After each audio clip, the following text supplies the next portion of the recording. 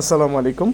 ঢাকার যাত্রী আজকে আপনাদেরকে নিয়ে এসেছে আমরা সীতাকুণ্ডে ঘুরতে আসার পরে সীতাকুণ্ডের সবচেয়ে সুন্দর এবং চমৎকার যে জিনিসটি দেখার মতো সেটা হচ্ছে যে সীতাকুণ্ডের পাহাড়।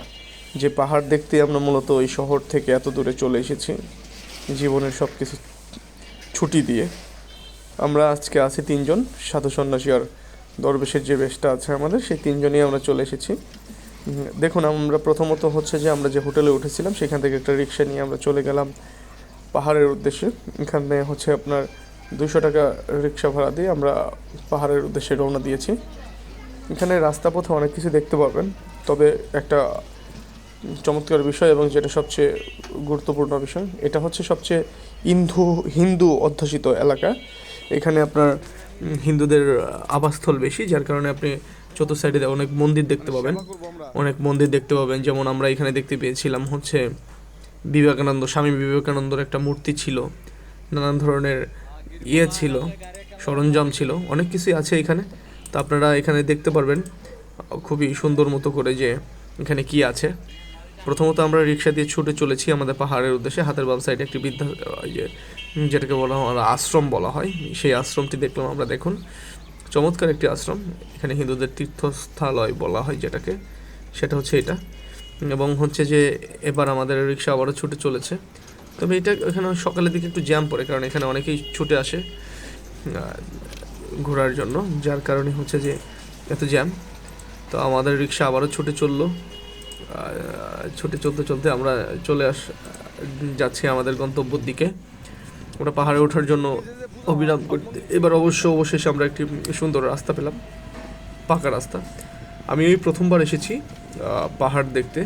এর আগে বান্দরবান যাওয়া হয়েছিল, কক্সবাজার তো অনেকবারই গিয়েছি। বাট এবার সকলে দোয়া করবেন।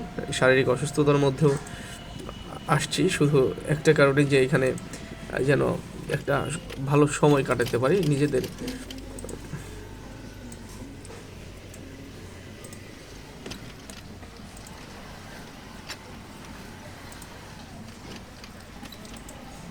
আমাদের রিক্সাটি ছুটে চলছে অবিরাম গতিতে। এবার আমরা রিক্সা থেকে নেমে লাঠি নিতে হবে, যেহেতু প্রায় 1200 ফিট উঠতে হবে। হাতে একটা লাঠি রাখতে হবে, কারণ পাহাড় অনেক সময় পা পিছলি খেতে পারে। এখানে এক একটা লাঠি পাবেন আপনি 30 টাকা করে। যদি আপনার লাঠি ভেঙে যায় তাহলে লাঠির দাম আপনার 20 টাকা দিতে হবে, আর যদি লাঠি ফেরত দেন তাহলে আপনি 30 টাকা ফেরত পাবেন। আমরা এখান থেকে তিনজনে 3টা লাঠি নিয়ে নিলাম এবং আমরা আমাদের সকল পোশাকাদি এখানে রেখে দিলাম, যেন আমাদের হাঁটতে চলতে অসুবিধা না হয়। ঠান্ডা লাগতেছিল, বাট হচ্ছে যে যেহেতু পাহাড় উঠতে হবে, গরমের একটা আছে। এবার আমরা হাতে লাঠি নিয়ে এগিয়ে চলতেছি আমাদের সামনের দিকে, যে আমরা কত দূর এগোতে পারি। এই যে সাথে আরেকজন, দেখুন মুরব্বী মানুষ, সে হাতে মোবাইল চাপতেছে, সাথে হচ্ছে যে তার লাঠি আছে। তবে আমরা সকলেই এই যে হাঁটতে হাঁটতে, দেখুন পাকা রাস্তা, ওই যে পাহাড়, সেই পাহাড়ের সর্বোচ্চ চূড়ায় আমাদেরকে উঠতে হবে। আমরা এগিয়ে চলছি, কারণ হচ্ছে যে এখানে হেঁটেই চলতে হবে। এখানে কোনো রিক্সা অথবা আপনি অন্য কিছু পাবেন না। এখানে আপনাকে সেই ধীরে স্থির গতিতে এগিয়েই চলতে হবে। যেহেতু আমাদেরকে এখানে হেঁটেই যেতে হবে, সেই ক্ষেত্রে আমরা আপনার চিন্তা করছি যে একটু রয়ে শুয়ে যাই, কারণ অনেক পথ হাঁটতে হবে। এই যে আমাদের বাকি যে সফর সঙ্গী, তাদেরকে দেখুন। আমরা আসছি এখানে, হেঁটে চলছি অবিরাম গতিতে। চতুর্থ সাইডে কত সুন্দর সুন্দর আপনার পাহাড়, মানে বন জঙ্গল, নানান কিছুই তো আছে এখানে। দেখুন, ভালোই লাগবে আপনাদের, খারাপ লাগবে না।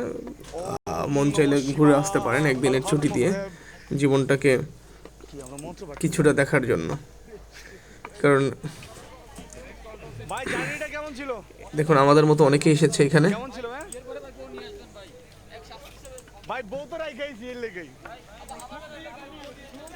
জার্নিটা কেমন ছিল ভাই?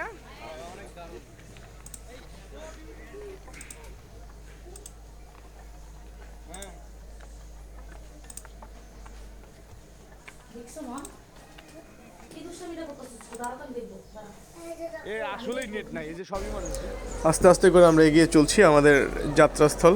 আমরা কিছুটা ক্লান্ত হয়ে গেলাম, কারণ হচ্ছে যে